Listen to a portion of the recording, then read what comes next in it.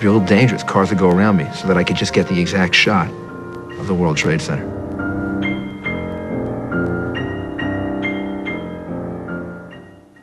September 11 was supposed to be a fairly quiet day for me. It was a beautiful day.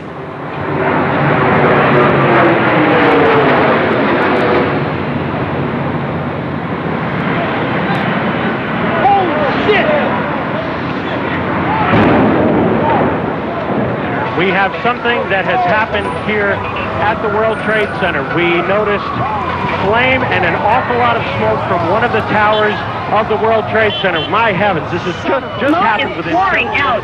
This gas goes from one side of the building practically all the way to the other. We had seen a fireball, and I can tell you it appears tower number 2, at least from our vantage point, appears to be unaffected. This appears to be entirely in tower number 1.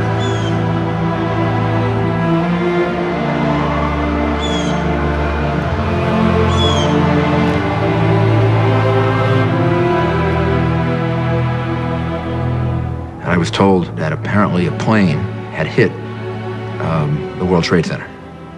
And we started driving down Fifth Avenue toward the World Trade Center. We are now looking at flames shooting out of the north side of number 1 World Trade Center, but there are at least some windows blown out and smoke. Holy shit! Here's another plane just flew into... There is an explosion. The explosion is incredible! Both buildings of World Trade Center are definitely on fire. There is black smoke coming from both of them. And then all of a sudden, I saw a big explosion of fire. And at that point, we all concluded, obviously, it was a terrorist attack.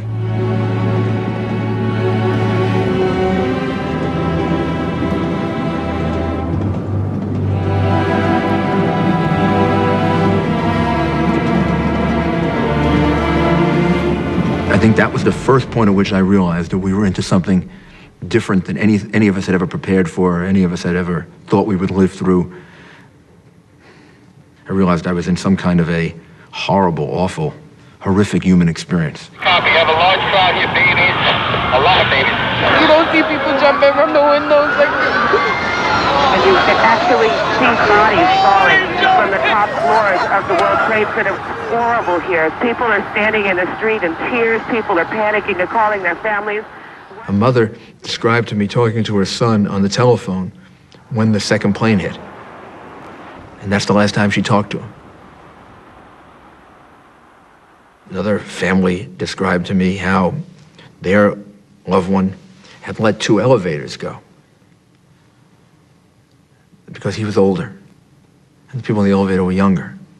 And somehow my mind went back to the stories and the things you read about the Titanic, or people who allowed other people to get on boats, and they didn't get on the boat because they were older. And from that moment on, I started thinking that we'll never know all the heroes. We know our uniformed people were heroes.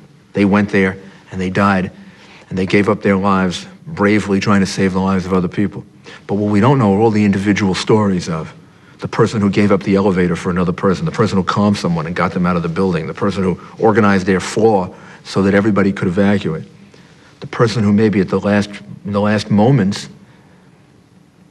comforted people when all of them knew they were going to die.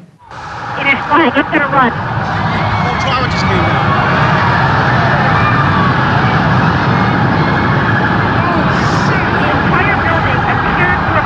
The tower appeared to crumble and start to fall. I don't know if it did. Down. I didn't look anymore after that. I turned and I started to run. Everyone ran. People just took off. People ducked into doorways and people didn't stop to be so sick that I couldn't breathe at all. I find it's really hard to talk. I still can hardly see. There's so much smoke in here. I was breathing. This was an attack intended to destroy us because we are a country that's built on principles of freedom. And because of free will, people get a chance to distinguish themselves. This wonderful American civilization emerges, which isn't based on any ethnic group. It isn't based on any one race. It isn't based on any one religion. It's based on people believing in freedom.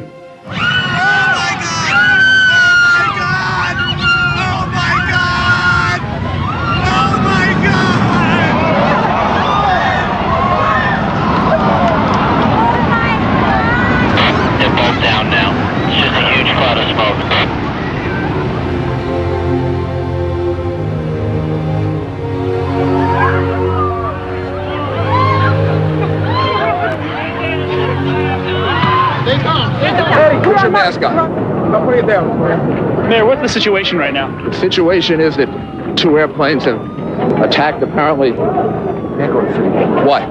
You should not go to city. All right, well then let's go north then.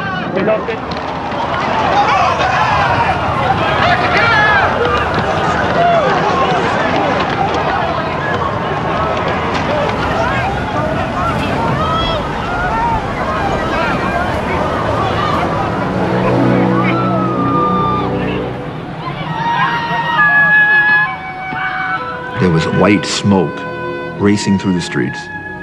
This was the worst, most horrendous fire. And I started thinking about the people that might be trapped. Are there people trapped? If they are trapped, can they survive? And I remember thinking, this is like being in hell. This must be what Dante would describe as hell.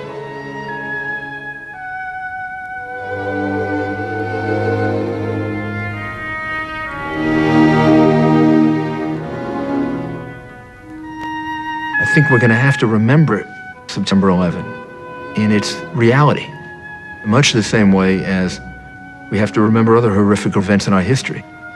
Because somehow I think it pushes the human consciousness toward finding ways to avoid this in the future. But if you